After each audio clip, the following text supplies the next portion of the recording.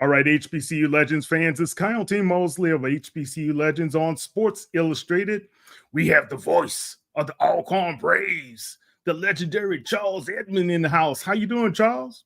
Man, I think I have now arrived when I am on HBCU Legends. That must mean I have made it to the pinnacle. I appreciate you, man.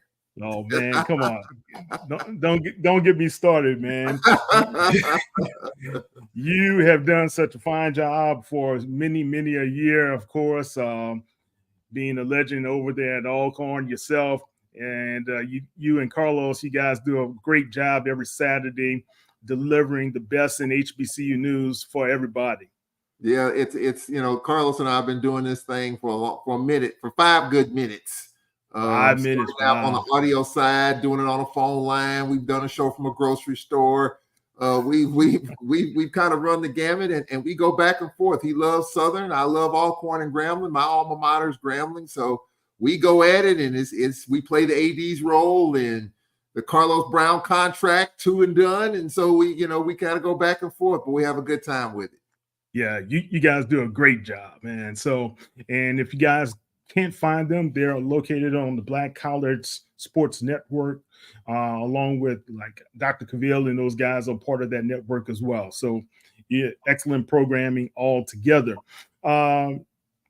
Give people a little bit of your background, man, and a lot of people who may not know who you are and why you're such an important person to the Alcorn Nation.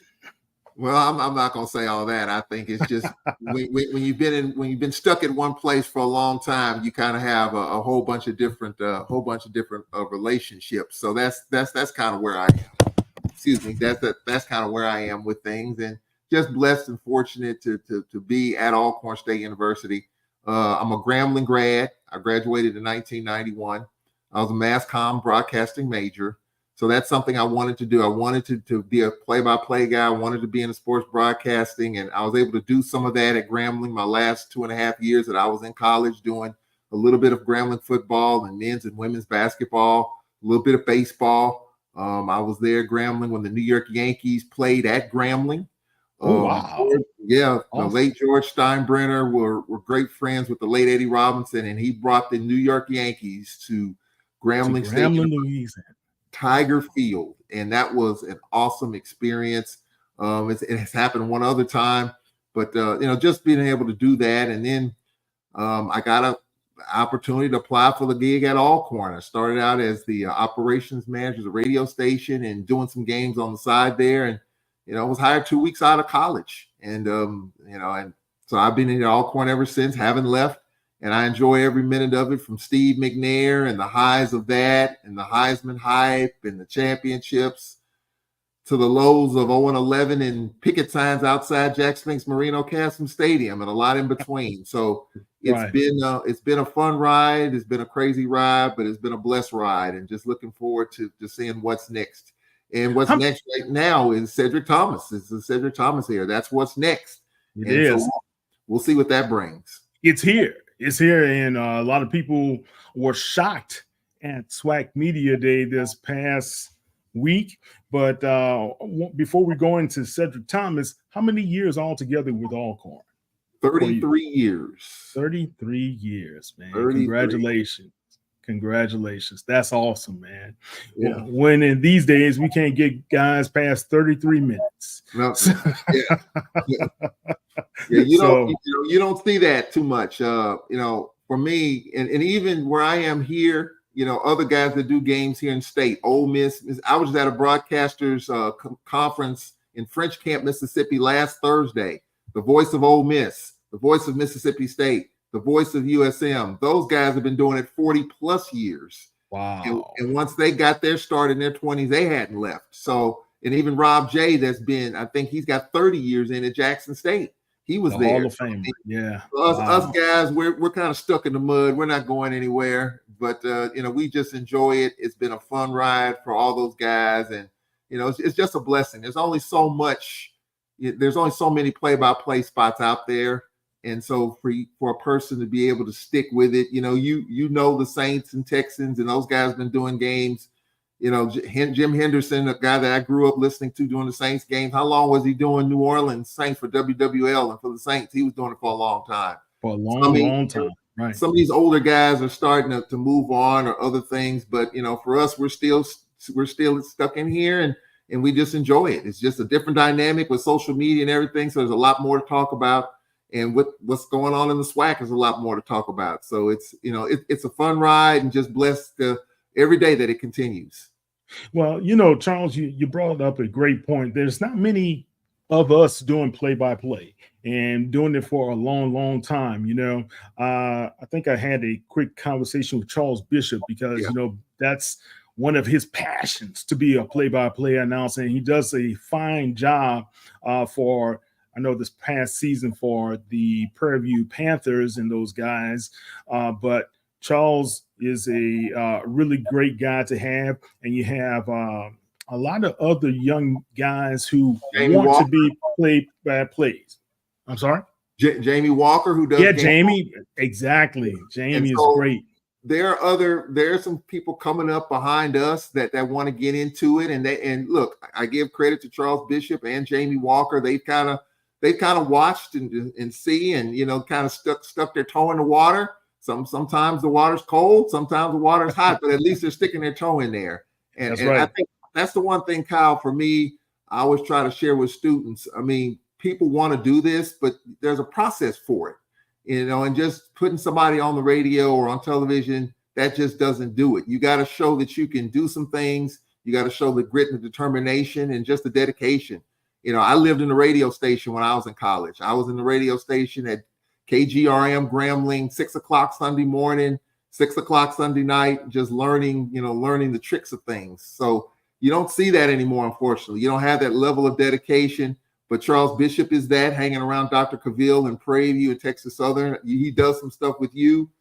Jamie Walker over in Atlanta is learning and doing some stuff, high school and some other stuff. So you got some people coming up in the ranks. It's a little slow, but I think those guys are determined, and hopefully they'll continue to bring some other folks along. Yeah. And to do play-by-play, guys, it's not easy. I just want people to understand that. A lot of young guys, when they come, hey, Mr. Mosley, I want to be on Sports Illustrated. I want to be out. I said, okay, can you write? No, I was thinking about broadcasting. I want to be out in front of the camera. Well, in front of the camera, it takes a lot of, what can you do other than just being in front of the camera? If you look at guys like Steve White, who is at the NFL Network, play-by-play, right? But Steve also, guys, you don't know it, he writes. Yeah. He writes the scripts for the network. He is ingrained into doing just not one thing, but a lot of different things. And he does it such a fine job and does it well. And as well as you, man. Look, I watched Charles work at the Texas Southern game. He was a one-man show, had the recorder, the communication equipment, had his notes, his everything was just call sheet. All that was right there, all around him, and he didn't miss a beat.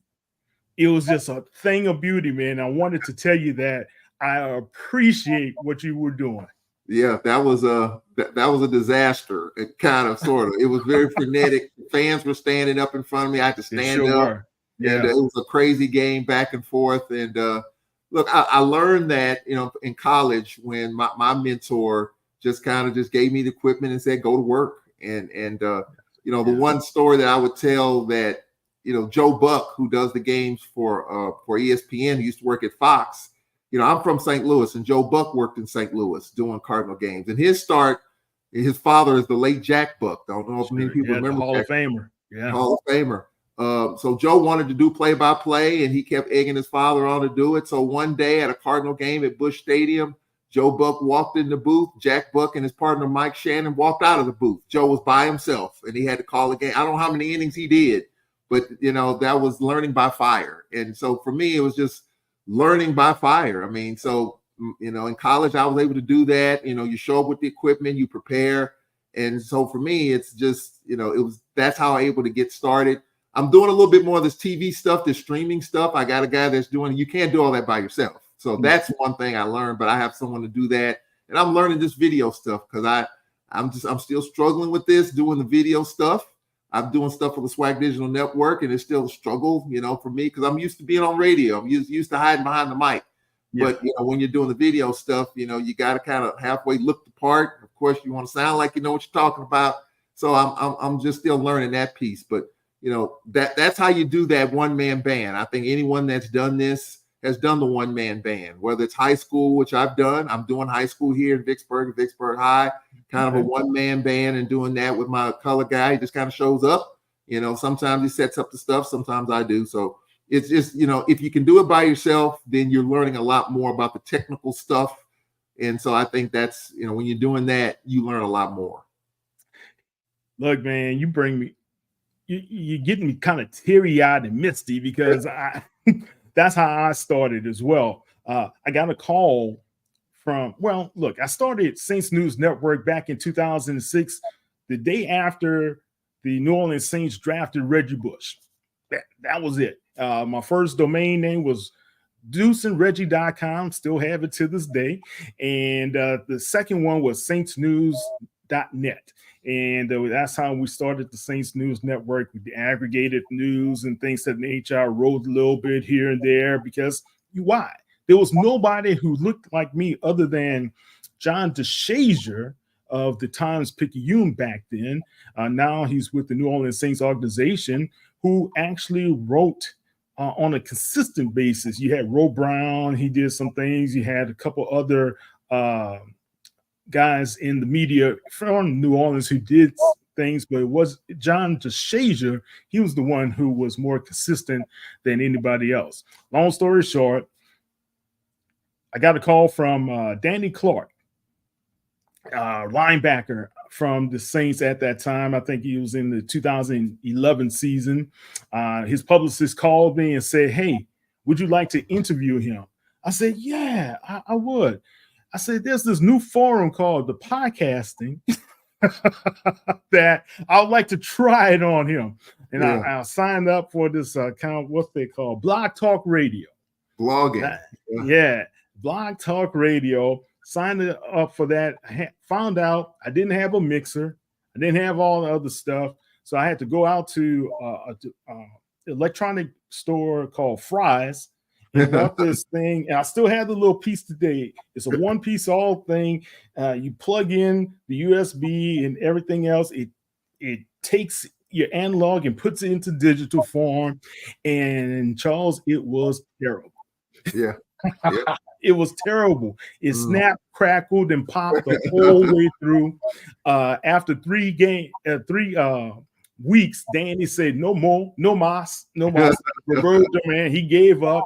We didn't hear any more from him. He wouldn't be on, but we kept grinding. Yeah, and you got to keep grinding. And if you don't believe in what you're doing, and you don't try to keep grinding, then you're going to give up and become despondent and all this other stuff. So fast forward all these years later, we look at 2024. Here I am talking to you, the great Charles Edmond. Well, when you talk about SWAC Football Media Day, and I share this story all the time, I haven't missed a media day in I don't know how long. But when I first started covering it for WPRL radio, and it was just radio only. Now, the last couple of years, I'm doing the stream on the Facebook Live with my producer, Cedric Tillman. I remember at SWAC Media Day, they had everything in one room. They had the stage, then you had a whole bunch of tables. The newspaper people were bouncing around, and they had what was called a radio row. And that radio row had like 10 tables. And I remember me, Carlos Brown, and maybe a couple of Mike, Dr. Prince, who does a good job with the Open Mic Broadcast Network. We were the only ones there amongst those 10 tables. He would have a table, I would have a table, Carlos would have a table.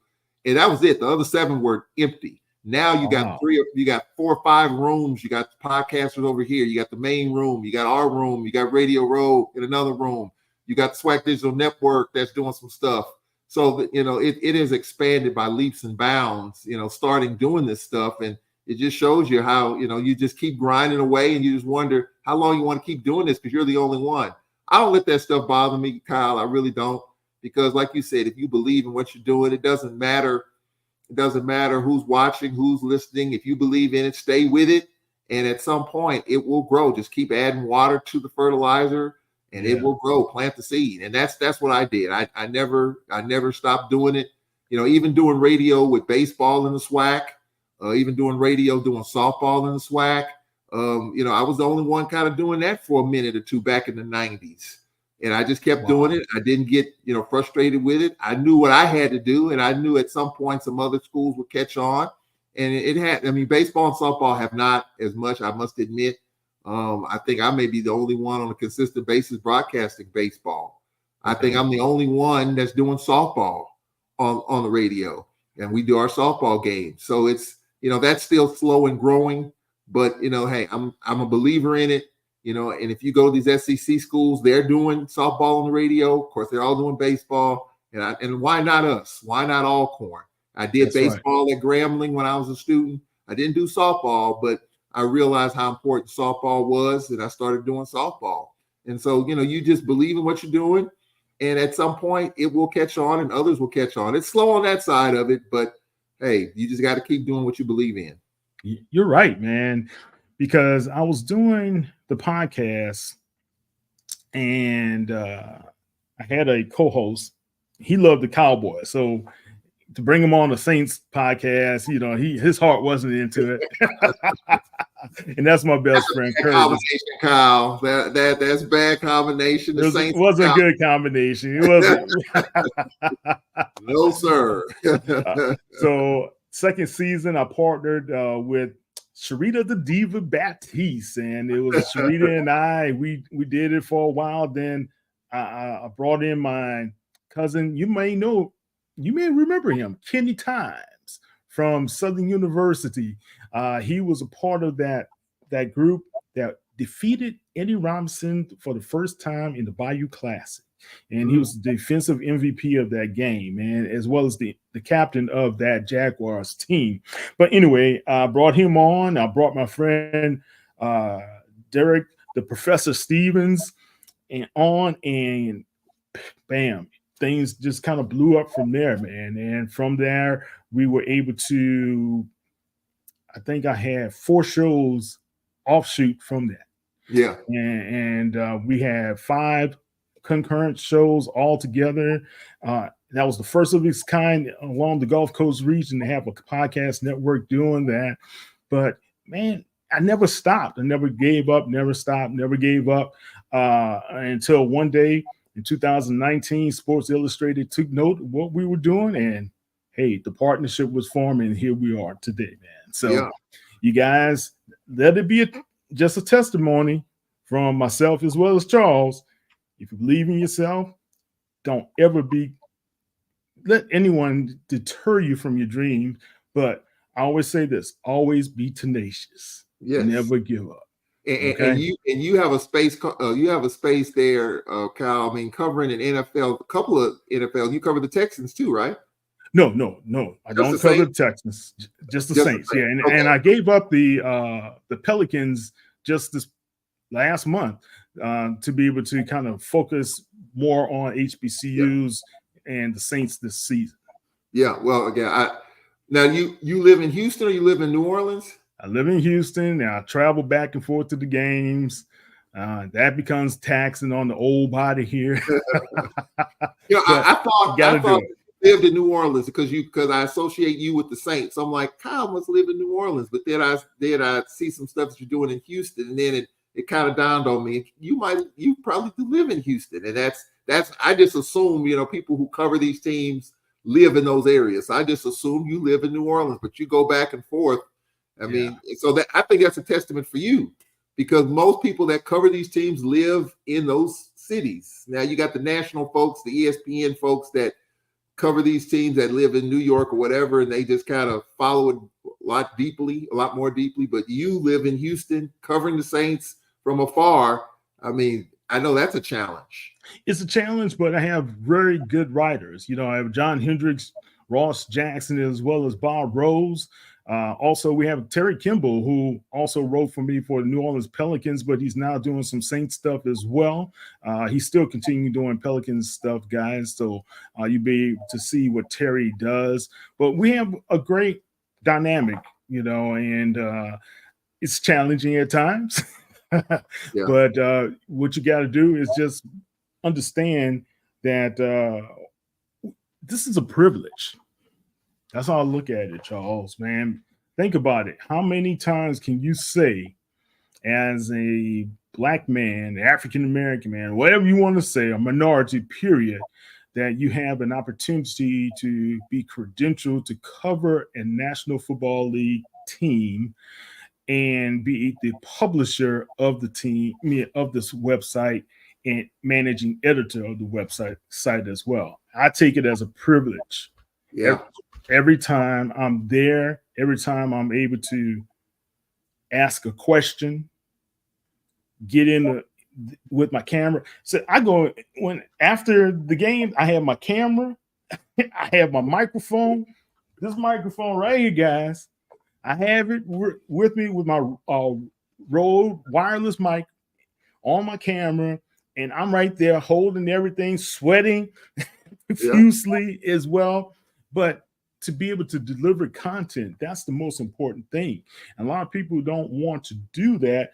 Everybody wants to show up for the media day, don't want to write anything. Show up for the media day, don't want to report. Just to say, I was there at the media day. All right, well, what did you do? That was my whole thing. And in today's times in which everybody's watching everything that writers say, broadcasters say is being scrutinized here and there, left and right, for you to be in that clique, for you to be in that mix. I mean, it's just a privilege to be able to do that because teams are throwing folks to the curb, if they are perceived as too negative or too anti-Saints that stuff's being called out on social media. People are being thrown to the carpet. And that's, for you to be able to do that, to cover any team, whether it's the Saints or the Dallas Cowboys, or, you got to be professional, but you got to be responsible. And I think that's the one thing I try to do in my job here, because I work for the university. I represent the university. So anything that I say is going to get put out there, especially now on social media. I'm on X, I'm on Facebook, so the stuff that I put out there, people are listening to it, people are watching it. And so even when I'm on the air, just the stuff that you say or don't say, or the hot mic moments, you got people in my position that have been fired because of a hot mic moment. The mic is not even supposed to be on, but it is on. You're during a break and you say something crazy, and somebody picks that up and records it. Next thing you know, it goes viral, and then it gets back to the team, it gets back to the AD, and bam, that's it. So you have to, you got to be careful with stuff like that. And so all that now factors in more so than it did 25 years ago. And so I think that's something that you just have to just be cognizant of, aware of, and just understand, relationships matter. Relationships matter. You have that relationship with the Saints. I'm sure you can probably call up the Saints coach or, the GM, Mickey Loomis, and you can probably, get that set up probably whenever. We haven't gotten that far yet there, Charles. Not yet. Mickey is not going to take the call. Oh, he's not? Oh, okay. Oh, boy. Mickey, how's that? I remember that movie said he has buffers. Oh, okay. So you got to get to 5 or 6 people before you get to Mickey Loomis. There's a line upon the line to be able to get to Mickey Loomis, man. Oh wow, okay. Well, but the good thing about it, I just thought, when you're kind of in that inside track, that you can, if you know the right people, you can kind of get a once a year, twice a year kind of interview or sit down with the GM. Fortunately, what Mickey does, and that's where my beat writers, John and Ross, are such great talents at. They're a part of that Senior Bowl when he has a sit down with the guys or go out to dinner with the media, local media. He's able to have those type of meetings with those guys. Yeah. He also has the Miss Benson has the year-end Christmas dinner that she provides to the media as well. great. Yeah. They do a good job in taking care of the media and do a great job as far as those guys like Justin Massioni and let's see, you got Doug. Those guys do a fine job as far as getting the information to us. David's friend, that's another guy. So, but the key also is just like we have relationships inside of the Saints, which is a professional sports team, the same can be considered in athletic departments as well, being able to have those relationships with SIDs and the athletic directors as well. Those are very, very important relationships to be able to cultivate, as well as the coach. You know, man, coaches have long memories. Trust me on that.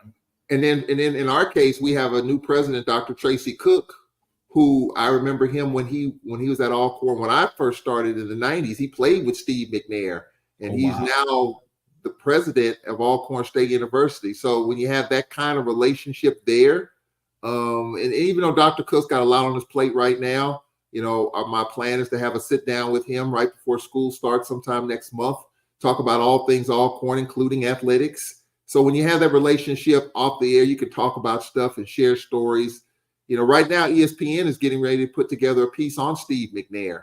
And Harry Lyles, who you see on these on the happy hour shows at 4 and 4:30, he's doing a piece. He called me and I gave some of my Steve McNair stories. He's talked with some people. Steve's running back mate, Harry Brown, is a coach in Port Gibson, Mississippi, which is right down the road from Alcorn. So he spoke with him, and Harry's given his name to some other people. So that's in the works. Don't know when it's coming, but it is in motion. So kind of be looking forward to that, for people who follow the SWAC and remember Steve in his playing days and with the Titans. I think that's, just so many stories dealing with that. So just another piece of history that's going to be on display. Yeah. I never had an opportunity to meet Steve, and I kind of kicked myself in not doing that because, we never know what was going to happen. It's such a tragic way to end a great life. But Steve Jackson, my cousin, he played along with Steve on the defensive side. He was the cornerback in the Super Bowl. So when he was with the Oilers, then they transitioned over to the Titans and everything. It was great to see Steve kind of evolve as well, because I know Fisher gave him a lot of hard times that first year he was there with the Houston Oilers and going over to Tennessee. But long story short, that was a tremendous person to be able to have to represent all HBCU sports, Steve McNair. All right. We'll talk more about Steve as well. I'm Kyle T. Mosley with HBCU Legends. I'm here with Charles Edmond, the voice of the Alcorn State Braves. Charles, let's talk about what's happening after Media Day. It was just a shock to many people, especially with the transition from Coach Fred McNair to Coach Cedric Thomas. Now that the SWAC West is kind of still wackety whack, right? Wild West. It's the wild West. I know Coach Bubba McDowell was not too happy about this when the order of finish came out, and Alcorn was on top in the West, voted by the SIDs as well as the coaches. What gives? Well, first of all, let's start with Coach McDowell. I don't think Coach McDowell gives a darn, to be quite honest with you. I don't know about that. Well, I guess my point is that maybe privately, but I think publicly, I've spoken with him, and the impression that I get in talking with him is that, look, we just do our business and we let our play on the field speak. So they've won 2 out of the last 3 division titles. If it wasn't for a Friday night loss at home against Alcorn 2 years ago, they might have won. They've easily won 3 in a row. So, they're not the sexy pick, Kyle. They don't have the flash. Cedric Thomas is a flashy guy. He's got a lot of energy, a lot of testosterone. And Coach McDowell just is not that dude. And I think when you look at the talent, not saying Prairie doesn't have the talent, I just think they just go about their business. You know, you talk about the rabid fan bases in this league, got a bunch of it. Prairie View's not that. They're not the Jaguar Nation. They're not the JSU Tiger Nation or the Braves Nation. Prairie View just kind of goes about their business, and they get it done. So, you know, I'm gonna put two hats on. From the Alcorn hat, I have my Alcorn hat on now. That, you know, Braves fans love it. You know, Cedric Thomas was the fan favorite when Coach McNair didn't take the job. You know, everybody felt like Cedric Thomas should have gotten an opportunity. I interviewed him when he was DC, and fans told me he sounded like a head coach, even though he was DC. So now he's got the opportunity. Talk with him at Media Day, of course. So Braves, my Alcorn hat, yes, happy that the Braves are picked to win it. But from the SWAC perspective, if I get on the SWAC mountain, it was a surprise. And of course, you talked about it, and we can reference every sport in this conference. The people that vote for these all-conference teams are the head coaches of those sports and the sports information directors. I am trying to expand that, Kyle Mosley. You need to be on. You need to have a ballot. You need to have a ballot. Not if Dr. McClellan has anything to do with it. That Mosley, we must get rid of him at all costs. No. You need to have a ballot. And I'm trying it. And the way it works is that you have to kind of lobby the coaches, and the coaches have to vote on a 2/3 majority. And I will say that if whatever sport, if the coaches decide to expand the committee for the ballots, the commissioner will fast track that. He's told me it's not going to go to the council of presidents. He will rubber stamp it and it's done. But you got to convince the coaches first. And that's the challenge. I'm working from the women's basketball perspective. I've talked with our coach. They have a great rapport amongst each other. And so I think we got to do that for football and the other sports if we want this to happen. So, but from the SWAC perspective, as a fan of the SWAC, and not just take my Alcorn hat off, it is a surprise. You know, it is a surprise when you look at the fact that Prairie View's won 2 out of the last 3 division titles. You know, they were a bad matchup with Florida A&M last year. They got blown out in the regular season and lost in the championship game. Just a bad matchup. But Prairie View clearly was the best team. They won it Alcorn on a walk-off field goal. I mean, so they had a little bit of leverage. They won at Southern last year. So they won the games that they needed to win. But I think I looked at the stats a little while ago. You know, we were top 4 in defense last year. Our defense was really good. Really good. It's a coordinator and Sid Thomas taking over as head coach. So I think that may be part of the deal. We had the division in our sights last year, and even though we lost to Prairie View early, that loss at Texas Southern still resonates today. Ooh, I saw it firsthand, Charles. you saw that disaster, didn't you? I could not believe it. Yeah. I'll be honest with you. I could not believe it. I would say that's probably one of the, if you talk about just going back in history, probably the 10 biggest SWAC upsets in football, maybe in history, maybe top 20. That's got to be one of them. It has to be, man. Had nothing to play for. We had the division title in our sights. We had an extra day to get ready. It was a Sunday game, and bam, it was. And just it was not a good day at the office for us. And look, so, Charles, and I just got to point in and chime in on this point, because when I was on the field pre-game and just walking through the Braves and walking through Texas Southern, I mentioned to Ralph Cooper, I said, "Cool, Alcorn looks huge. These guys, I think Texas Southern's overmatched with this." And he kind of looked at it and, you know, saying, you might have something there, Mosley. But when it got down to the game plan David Marsh and those guys had offensively, they put it on Coach McNair's squad, man, and I was shocked, very shocked. And I got to admit that. Yeah, I mean, it was a stunning, shocking, humiliating loss. And it's one that Cedric Thomas, you know, he told me he's going to get T-shirts made with that date on it. Whatever the date of that game was last year, he said it's a loss he will never, ever forget as long as he lives. Yeah. He said even on Thanksgiving, he was talking with a colleague on the phone, talking about that game on Thanksgiving. So that game resonated then, and I think it still does resonate because it was shocking.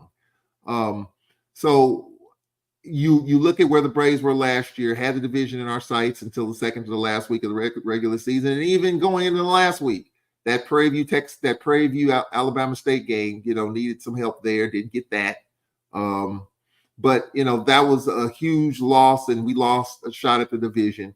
So I think probably what coaches are seeing is the fact that you've got a defensive coordinator whose defense was good last year, and he's now the head coach. You make a few adjustments. He kept his staff intact. The defensive coaches that were under him, one of them is now the defensive coordinator. So you put that together. That's just my thought. I don't know that to be true or not. That's probably the reason. But then you look at Prairie View, how you overlook Prairie View. Unless coaches don't know what Prairie View has.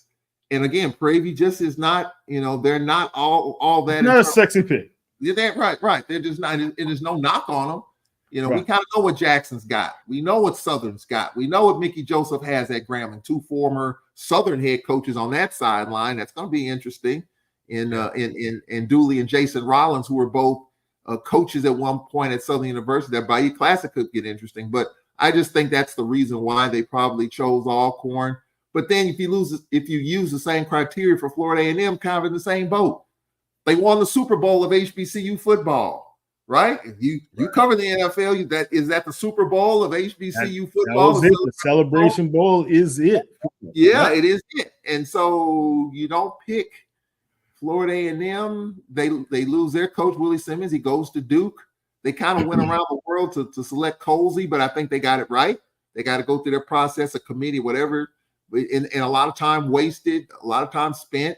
And, some coaches left, some players left. I mean, if they immediately made the decision, Colsey's going to be the guy. Willie Simmons walks out the door, Colsey steps right in. If they make that decision more immediate, I think FAMU's picked to win the East.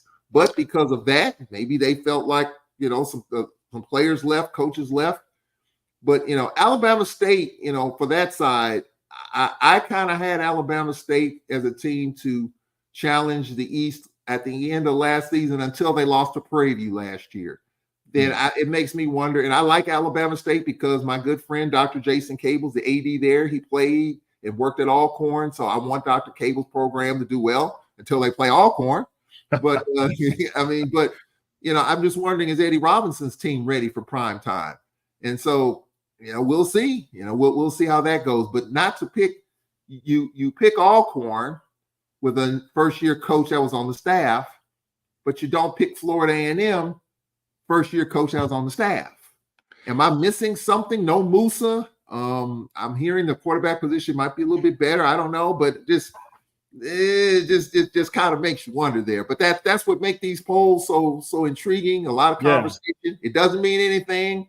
It doesn't mean a thing. Right. But what it does is it gets coaches fired up. It gives you some bulletin board material. So for Eddie Robinson Jr. said, hey, now we got to go out and prove it. And for Sid Thomas, he said, hey, we're the team that everybody's coming after, and we'll see. We got 4 home games. We got to go to Grambling and Southern back-to-back weeks. We got Alabama State in Mobile. We got to go to Vanderbilt at the start. We got to go to UAB to start. It's going to be a tough schedule. It's going to be a tough challenge. But I think for Sid Thomas, he wouldn't have it any other way. With Tyler making a quarterback, we've already named our starting quarterback when we kick it off. Okay, so he has named the quarterback. Yes. That was my concern, because you look at the situation at Grambling, you look at the situation over at Texas Southern, as well as at Prairie View. Mm-hmm. No starting quarterback has been named. Yeah, I'm on. I know coach is going to be coy about it and let the competition commence. I know they're saying that, but I think, again, if you pull all these coaches, knock on their door, sit them down in their living room and say, Coach, who's going to start week 1? They'll probably tell you. But, to come out and give you that right now and just kind of put it in that guy's lap without competition, I get it. Our former coach, Fred McNair, did it. He said, hey, we're going to let the competition play out, even though I knew who the starting quarterback was going to be. I knew that. But for Coach McNair, he just wanted to let the competition take place. So, but Cedric Thomas made no bones about it. Tyler Macon, the Missouri transfer, who looked good at times last year, had a 75 run against USM, was used later in the season in the Wildcat. You got a guy like Aaron Allen, from Houston. He had to rehab his shoulder. He needed surgery, but chose not to do that. Rehabbed it on his own and was terrific for us. Now it's Tyler Macon's turn, and he's that true dual threat. He's got the speed. You have to count for him, and so we'll see what Coach Gales. I'm going to be interviewing him live Wednesday to kind of get a sneak peek in the offense and see what he's got in store. So I'm looking forward to talking with him just to kind of get an idea of what this offense is going to look like. But hey, I get it. I mean, I get it as Alcorn. I get it as a SWAC fan. Just makes you think a little bit. Makes you think just a little bit. No preview in this conversation, but that's what makes these predictions and these projections, conversational. The fact that you just that's why we're here, right? That's why we're here. That's why we need Kyle Mosley on as a voter. That's what I'm going to push for, because I think you might not have picked Alcorn if you follow these teams. I'll be honest with you. No, Alcorn was nowhere on my radar at number one. I'll be honest with you guys. I had Prairie View at number one. And when I looked at Alcorn, I think I had them possibly at either number 2 or number 3, if I remember my notes from because we did a order finish on Ralph Cooper's show. So what concerned me about 6 out of the 12 SWAC teams is that the quarterback situation has been unsettled thus far. And we're talking about kickoff in a month and a half. Week 0 is going to be coming here before we know it, when Florida A&M takes on the Spartans from Norfolk State at the MEAC SWAC Challenge. So that concerns me, because I always have a saying, and I got this saying from a couple of old NFL guys: if you don't have a quarterback, you ain't got nothing. And that's it, man. You got to have a quarterback.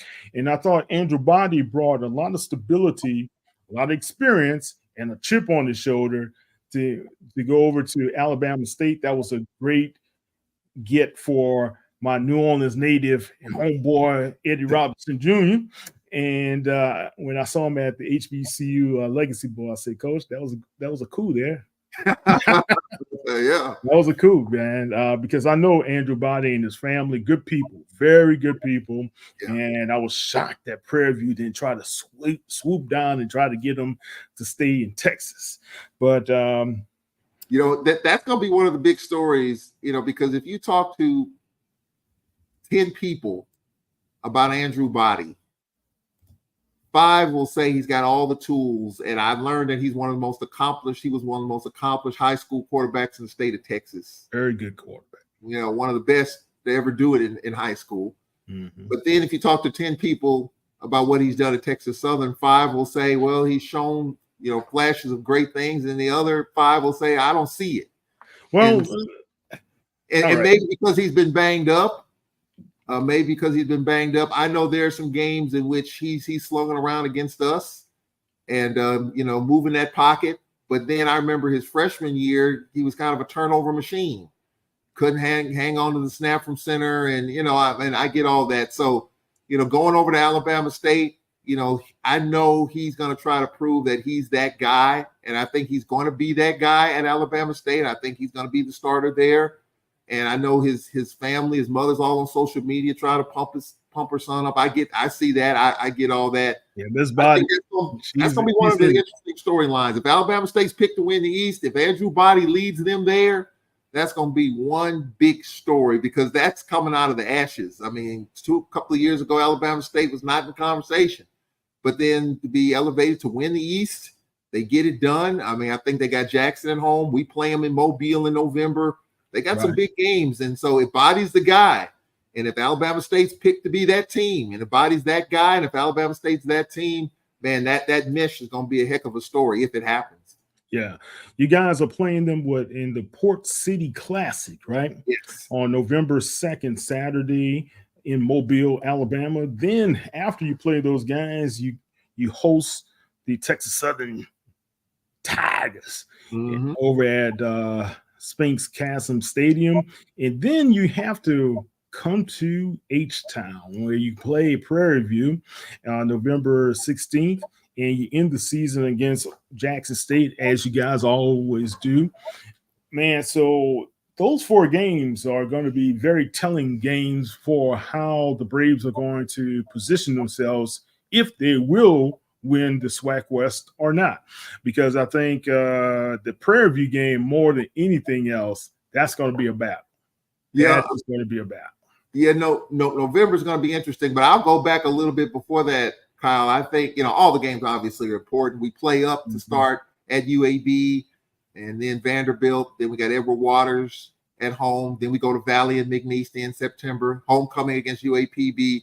But I think the season is going to be defined in a 3-game stretch at Southern and at Grambling back-to-back weeks. I don't think we've had that. Normally we got one in September, one in October. But to have those games back-to-back weeks on the road, we play at Southern on their homecoming. Then you got the storyline of former. Oh, man, they have y'all for homecoming? Yes, sir. Yes, sir. I was talking with Carlos Brown at Media Day. What time? It's a 6:00 kickoff. What time should I leave to go over the hump? About 12? Last time we played at Southern, it was a 2.5-hour drive over the hump from the base of the hump to the parking spot. It was 2.5 hours. So I'm thinking, how early should I leave? Should I just leave Friday and just wing it or what? But so we got Southern. We're on Southern's homecoming. We got Grambling right there as well. And then we got a bye week. And then the Alabama State game was supposed to be our home game. But I think the Classic, there's more money in it, obviously, to play it in Mobile. So Alabama, from Montgomery to Mobile is 176 miles. So if Alabama State's going to be in the race, they're going to be in it by the time we get to them in November. And so that's going to be a really intriguing game in November. And so we'll see how that goes. But if we're going to win this thing, I think those 3 games at Southern, at Grambling, Bama State, and Mobile are going to set the table for that TSU, Prairie View, Jackson State run in November. Okay. All right. We shall see. Charles, this is some great stuff. And I'm just going to ask this one question. So you settled in for your quarterback. Defense, you're bringing back some more important pieces that you had from last season. Running back, you lose Mr. Howard, which is a huge, tremendous loss. What has been done to be able to replace him in the backfield? Well, against Southern University last year, a guy by the name of Sewell, a young kid from right up the road, and he's going to be leading that running back room. And so we signed some backs late in the signing period, and so that's going to be the big question. Losing Jarvion Howard, you're not going to replace that, and so you add Tyler Macon to the mix. Aaron Allen last year was not the running threat going in, but he turned out to be very accountable in running the football when we needed it. And so now you've got more of a running threat in Tyler Macon. You add Sewell. I think we're going to be fine as far as running the football. The question is, I think Coach Gales and his scheme, how it's going to line up. I'm going to be very interested in when I talk with him on Wednesday, just to kind of pick his brain to see what this offense is going to look like, because that's going to be the key. How Tyler Macon, and he's going to be our starter, how he's going to fit into this new scheme with this new OC that we have. And so I'm anxious to kind of see how that all is going to mesh. And so that's going to be the big key. We're going to have to be able to run the football. But I think early in the season, until that offense gels, and we hope it does right away. But if not, our defense is going to have to come ready to go, and special teams especially. Special teams was kind of up and down last year. We're going to be making some returns over the past few years. We had a lot of fair catches, and that's what Coach McNair wanted. But Coach Thomas says we're gonna push that thing as far as punt, kickoff returns, give us better field position for Tyler Macon in his offense. But running the football with Sewell, the running back room, that's going to be the key, and I'm looking forward to talking to Coach Gales about that. All right. Tyler Macon, quarterback out of East St. Louis High School. Oh, man, that's a rough area, babe. Yeah. East St. Louis, Illinois. A lot of people might not know that East St. Louis is in Illinois. They just associate East and St. Louis, and they think it's East St. Louis, Illinois. A lot of people don't know that. Okay. But, I saw his video when he was at Missouri, and, he was pretty dynamic there. And so to get that, and the coach that kind of got him to Alcorn is no longer with the program, but Tyler Macon, I think you see some semblances of some good things. Had the 75-yard run against USM last year in week 1, was using the Wildcat late in the season. I'm just looking forward, now that he has the keys to this offense, what he can do, because we've seen some flashes of good things. Yeah. Now that he's got it, he's been named the starter. There's no secret about that. Now we'll see how he can handle that leadership. I'm looking forward to talking with Coach Gales about it. Tyler Macon's kind of the quiet guy, but I think he's going to have to make a lot of noise here, as he's going to be named the starter. And I'm just looking forward to seeing how this offense lines up against UAB and Trent Dilfer's defense come on a Thursday night late next month. Former Super Bowl champion Trent Dilfer, now the coach at UAB, and he's done a great job with that program since he has taken over as well. That's going to be quite the challenge. Who's the backup quarterback for you guys? Well, that's going to be the question. We've got a couple of guys that played last year that's going to vie for the number 2. And what you're saying now is that the number 2 is just as important as the number 1. I think you know that in the NFL, who's going to back up Derek Carr? It was Jameis Winston. Jameis Winston's no longer around. Who's going to back up the Carr? We're praying. My best friend Spencer Rattler is good, and Hagen good, and who knows what you get with Peterman. But I thought Jameis Winston was the guy. I thought Jameis Winston was the guy. Maybe too pricey. I gotta say it now. Since Jameis is gone, and they probably not looking at this. Jameis and Coach Allen were like oil and water. And think about Jameis, that first game of the season.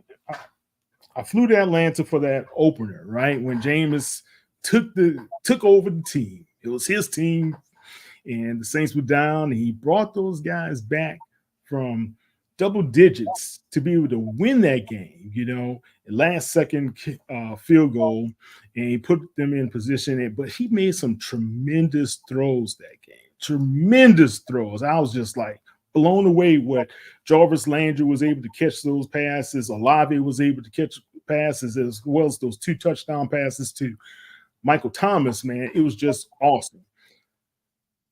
Jameis got hurt significantly in that game with the 4 fractured vertebrae, and he also had a torn ligament in his foot.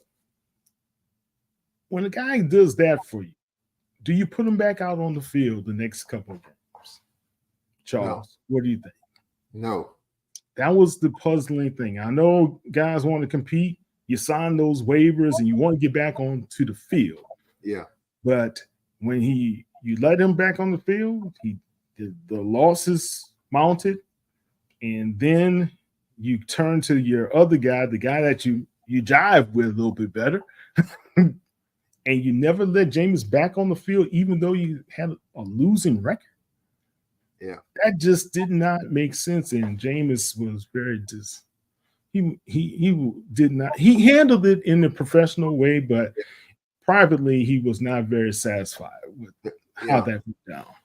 Yeah, and look, I watched the Saints. The Saints are shown first here in Mississippi. They are the team, on CBS or Fox. If the Saints are playing at noon, and if they got the doubleheader, I'm gonna watch the Saints.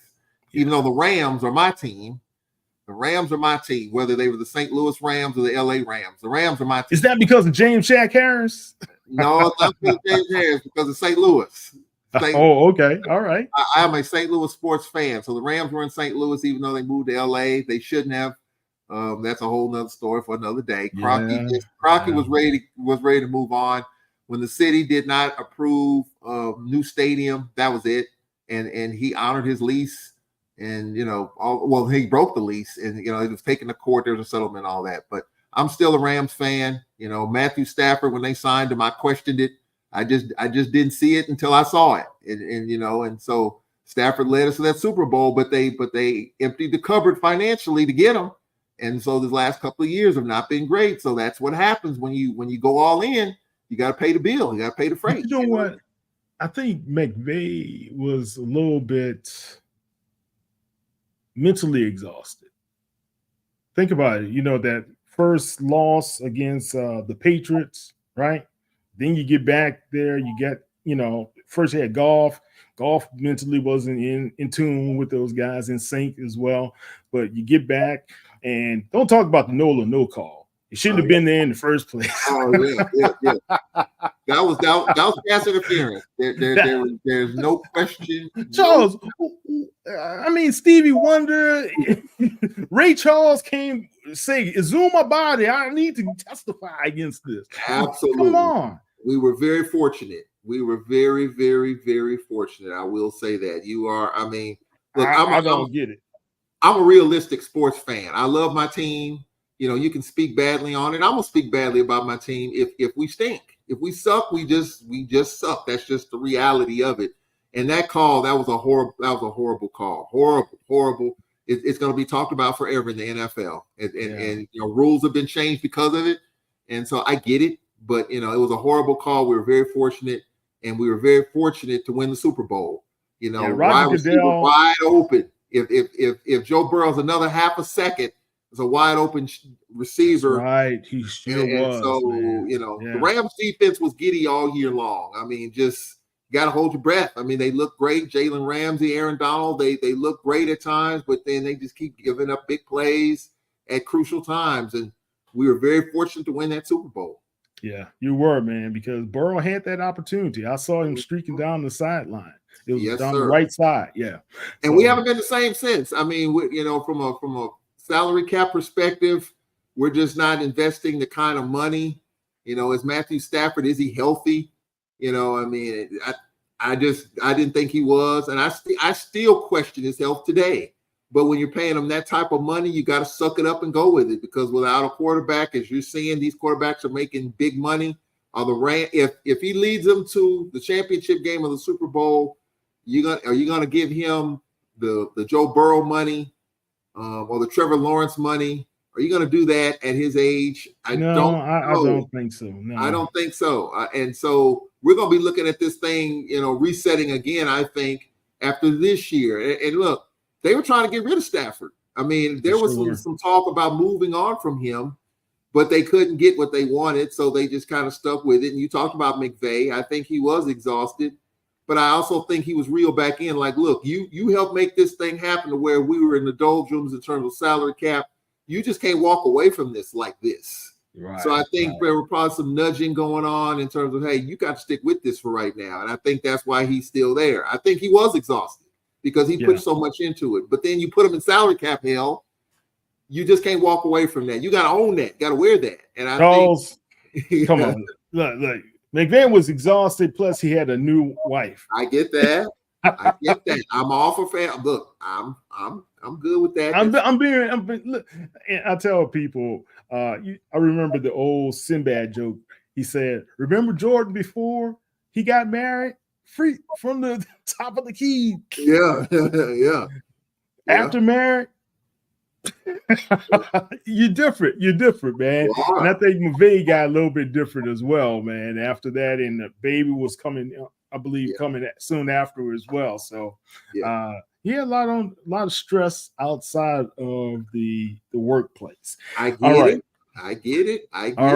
But you gotta, that's a whole nother conversation. We could go on about that, but. Let's just kind of wrap this up, man. 33 years. You've seen some great teams from Alcorn. You've seen some not so great teams. You've been through many different coaches. How do you feel about this upcoming season from everything that you've seen, the history that's behind this program as well? What do you see? I think it's gonna take a little bit of time. I would say to Braves fans, have a little patience. Okay. We are not in a patient society when it comes to sports teams and winning. I think people want to see it right away. we open up by playing up. UAB, Trent Dilfer's trying to make a statement. You saw the video of him getting into it with his assistant coaches last year. That made the social media and the viral. Sure. So it's going to be 2 testosterone-laden coaches on the sideline. Cedric Thomas for us, Trent Dilfer for them. We go to Vanderbilt. Even though Vanderbilt's low on the pecking order in the SEC, it's 85 versus 63. 85 scholarships versus 63. If we go in there, if we hang in with UAB, send a message early, get them on the ropes a little bit, come out healthy, do the same thing for UAB. We come home, we play Edward Waters. I think we can get that. Then we go to Valley, talk with Coach Wade, the Valley coach, second year coach at Media Day. I think we can get that. And then we beat McNeese in Lake Charles last time. So we get that. We come home. Y'all been like a nemesis to McNeese. Yeah. I mean, it's a good matchup. It's an FCS versus FCS. 63 scholarships. They've got 63. McNeese used to be really, really, really, really good in the FCS. Sure I think Mother Nature hurt McNeese. McNeese is in Lake Charles, the Hurricanes. I mean, they're just now rebuilding their press box. I've seen the pictures. I saw it today. How they were without a press box in their stadium. We had to sit in the end zone to broadcast the game because their press box was devastated by a hurricane. So I think Mother Nature has hurt McNeese more than anything. They're trying to rebuild it back. It's going to be a tough matchup, but I think we can go to Lake Charles and get that. Valley, Coach Wade, his second season, trying to figure out who's all bought in. And if we can come out of that, we come home for UAPB and our homecoming with UAPB. If we get that, that'll give us great momentum going into Southern, going into Grambling, and then the bye week. So, look, I think fans expect a lot because Cedric Thomas is the fan favorite. They love his attitude. They love his passion. They love his fire and brimstone. They love everything about him. But I think, again, him being the head coach and not the defensive coordinator, even though he's going to be peeping at that side of the ball, of course.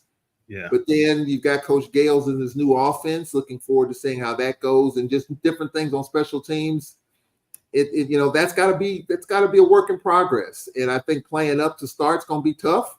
But I think if we can get through those 2 games, none the worse for wear, come home, I think we can get some stuff done. I think we can get Edward Waters, we can get McNeese, we can get Valley, get our legs up under us, get UAPB, 4-game winning streak before we go to Southern Grambling.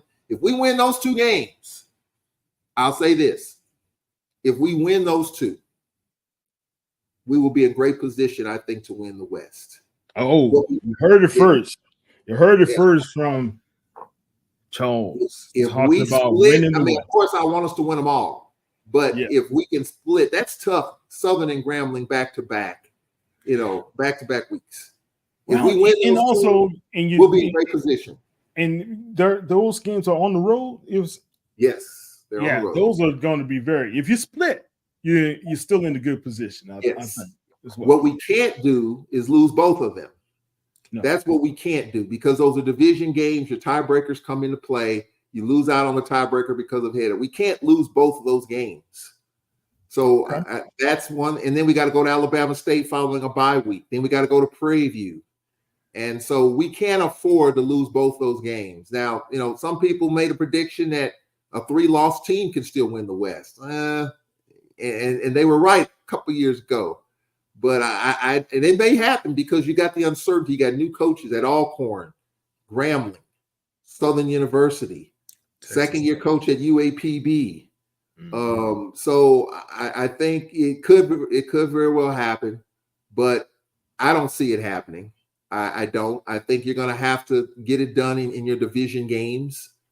And so I think that's going to be the thing that sets it apart. We can get it done. If Tyler Macon and that offense can get rolling early, you got to count for him and our running game is going. We got, good tight end and Truck Griffin who was at Media Day.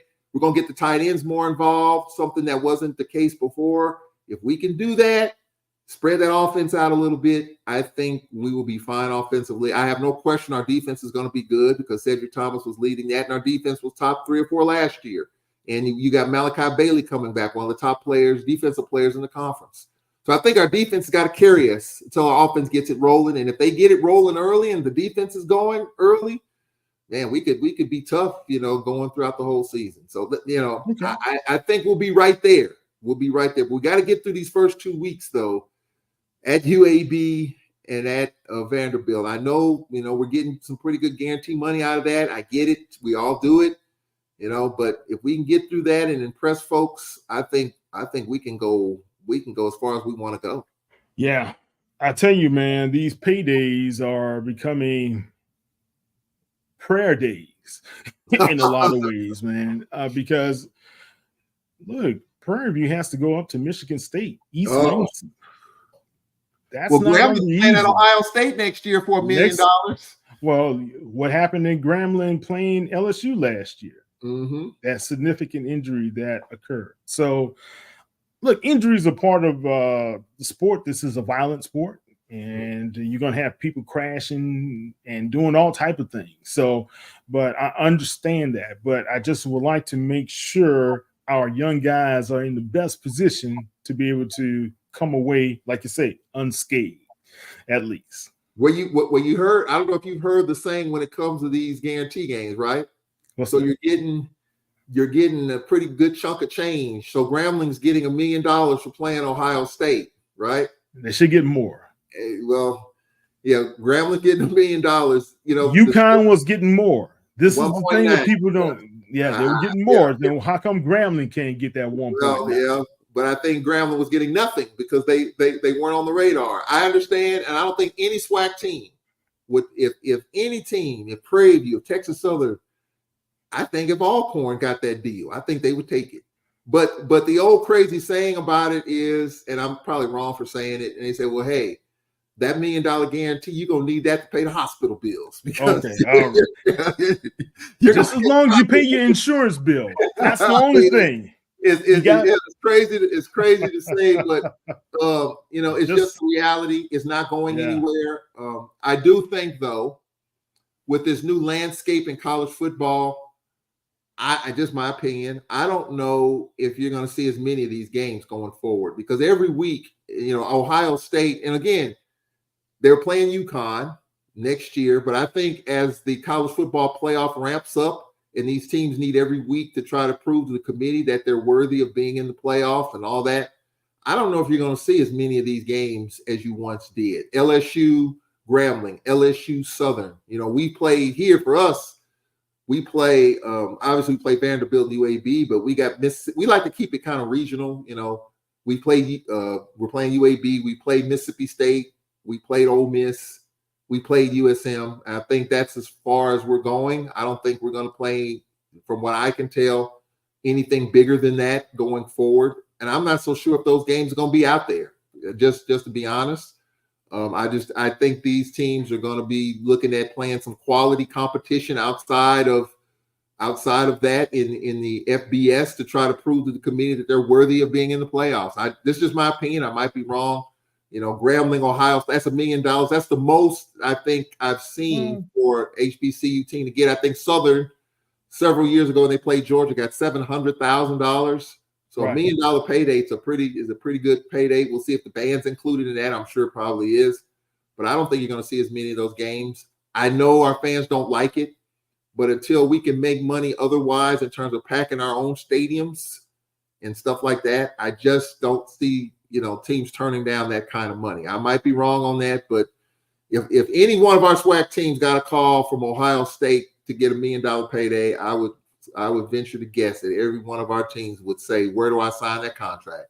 We don't like it. The athletic directors will have to really be hard pressed to justify not accepting exactly. And I understand the business side. There's a business side to this guy. Oh, absolutely. I mean, you're right there in Houston. You see what Johnny Jones does for Texas Southern basketball. You see Kansas State, Michigan State, Kentucky, Duke. I mean, they're bringing in probably $800,000 or $900,000 in basketball guarantees, if not more than that. And they make no apologies about it. A lot of that money's coming back to that basketball program, and that's why Texas Southern facilities look at their offices, and he's got a fully stocked staff and all that. That's what that's for. And is it unfortunate? Yes. Is it reality? Yes. And so I don't think it's going to change, especially from the basketball component. But okay, all right. I think this is just where we are. And I think in the next few years, you might not see as many. You might see some low mid-tier games, but Right. playing the LSUs and Ohio States, that Grambling situation was an outlier because they were supposed to play UConn, but for whatever reason it didn't work out, and so they got Grambling. But I think you're not. That's an exception and not the rule, I think.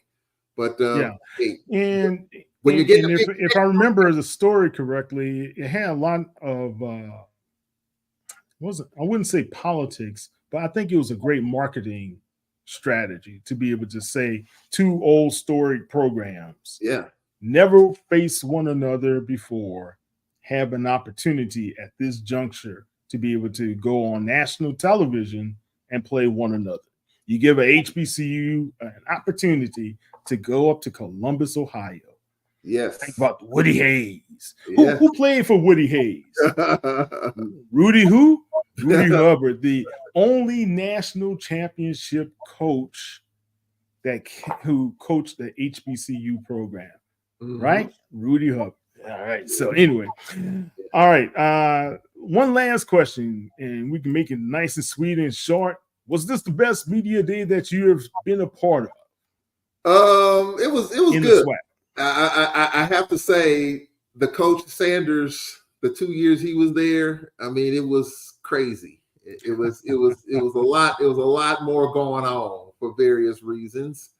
I was a part of the story in one of his first media days there, in which he was called Dion by a reporter instead of Coach Sanders. He walked away from that interview, and the next interview was mine, and I had no idea what had happened before me. So, and so talking with Coach Sanders, when I said, well, now we're joined by Coach Sanders, he tells me, I appreciate you calling me Coach Sanders. And I didn't realize what that meant until later on that day, when he walked away from, I think it was a reporter from the Clarion Ledger, I believe, that interviewed him via Zoom, I think. And so I would say the Coach Sanders media days were really good, just really exciting. You had the players and they were well dressed. I made the suggestion to Andrew Roberts of the SWAC office, why not have a red carpet deal where you can come in and put on your best and everything, just have a red carpet special.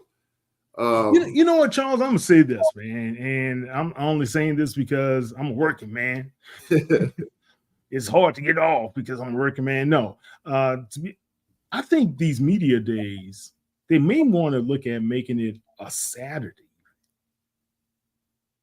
That might be interesting. I think you get a whole lot more coverage. I think you get a whole lot of pomp and circumstance in it as well. But that's just me. That's the showman of me. But I think that could really do very well instead of having it on a Tuesday, right smack in the middle of the week. Well, let me share a little history if I can. All right. So back in the day, the SEC had their media days in Hoover, Alabama, the same week as the SWAC. So what would happen is you have the SWAC media day and SEC kind of piggybacking off each other, to where you have media covering the SWAC, and then you go up the road and SEC media. SEC. Okay. But the SEC media days this year, they were in Dallas. And so it was a little bit different in terms of, you got media that covers the SWAC there with the SWAC. And of course, the SEC folks and the media are going to do their thing. But I think because you have so many entities now that want to get to these coaches and players, it's a long day. I didn't even get a chance to talk to all the coaches because you got these different platforms they're responsible for. SWAC Digital Network, ESPN with Jay Walker, Tiffany Green, Radio Row. So they're kind of paraded around and ushered around, and you don't get a chance to get to everybody. I only talked to like 4 or 5 coaches. As long as I got our coaching players, as long as I got our coaching players, I think the university is satisfied that they paid for my travel, because I think that was my job, to get our coaches and players. But my goal was to cover all of them, talk to all the coaches and the commissioner, which I did. John Grant, Celebration Ball, talked to him.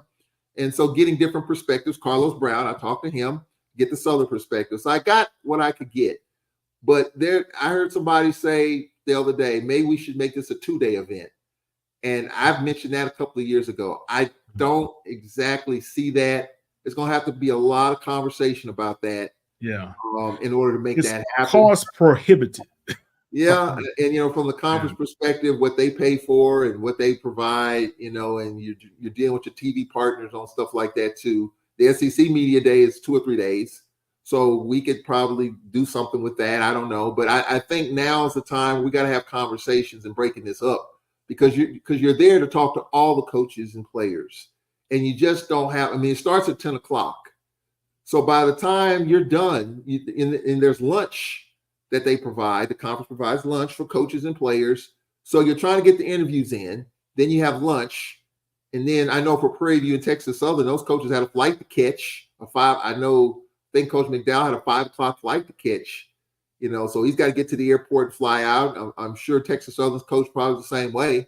So, you're trying to get everybody in and you're trying to do your job, trying to be accommodating. And so it's just something that I think needs maybe a little bit of a small discussion. I think the conference is open to some things, but I think now's the time to have this conversation. Either start it earlier, you started at 10, you need to start it at 9. Does an hour make a difference? Or maybe make it a 2-day event. You got 12 teams, break it up into a couple of days. And I think you can get everybody and be done early enough to where, coaches and players can fly out and whatever the case may be. But it's gotten to be a lot of media coverage, a lot of podcasters. And so they just don't have time to get to everybody. TC Taylor, I was told, talked to everybody. He talked with every entity that was there. That's what I was told. That's good. And I know they left around 5:30 from what his SID said as well. Yeah. So they were the last team to leave that conference room. So, all right, Charles, thank you, man. I really do appreciate your time. Tell everybody how they can find you on the World Wide Web. Well, I'm on Facebook, Charles Edmond. I'm on X, Tall Man Radio. Those are the only 2 social media platforms I'm on. I'm on the Black College Sports Network. I don't do the Instagram and all that. I probably should, but I'm not into that at this time. I'm very lucky to even be on Facebook and X, Kyle Mosley. My friend Cedric Tillman, a video producer, he strongly encouraged that I get on it. And we were on a road trip from Alabama State. We played them in football. And on the way home from Alabama State, he set up my Facebook and Twitter accounts while we were driving back from Montgomery. So that's how I got on it. But I wouldn't have it any other way. I missed all that time because there was so much content that I could have put out. But I'm on Facebook, Charles Edmond. I'm on X, Tall Man Radio, Black College Sports Network. I appreciate Roy Evans and crew for inviting me to be a part of that. I'm a part of that as well. So we're going to have some content. I've had a nice little vacation. SWAC Football Media Day officially ends the off season for me. So it's back to work. I'm going to talk with our Coach Gales, our offensive coordinator, on Wednesday.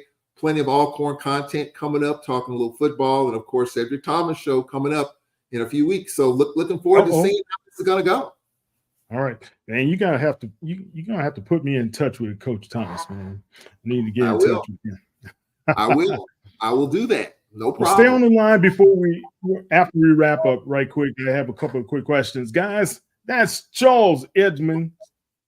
You got to follow him. He's the man, the voice of Alcorn Braves, and he's all over the place. He just takes care of the sports scene, but more than that, he's a legend. Thank you so much for everything that you have done to be able to promote HBCU sports.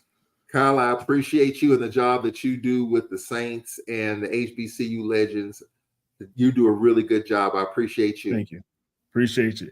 All right. I'm Kyle T. Mosley of Sports Illustrated's HBCU Legends. You can check us out at HBCU Legends on what we call it X now, right? X9. We ain't no Twitter. X. We got X. We got IG. You got Facebook. You can check us out there. You can check me out at KTMOZE on X as well as IG, as well as Facebook, and that's it.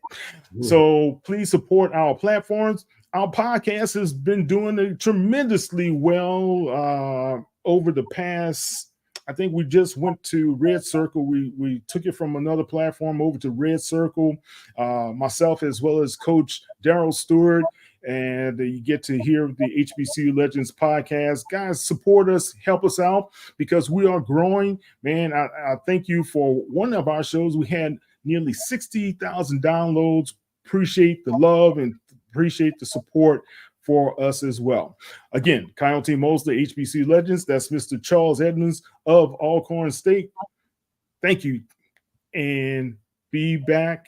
And guys, it's very important. Go vote. Please vote and stay conscious of what's happening in the political scene. Take care.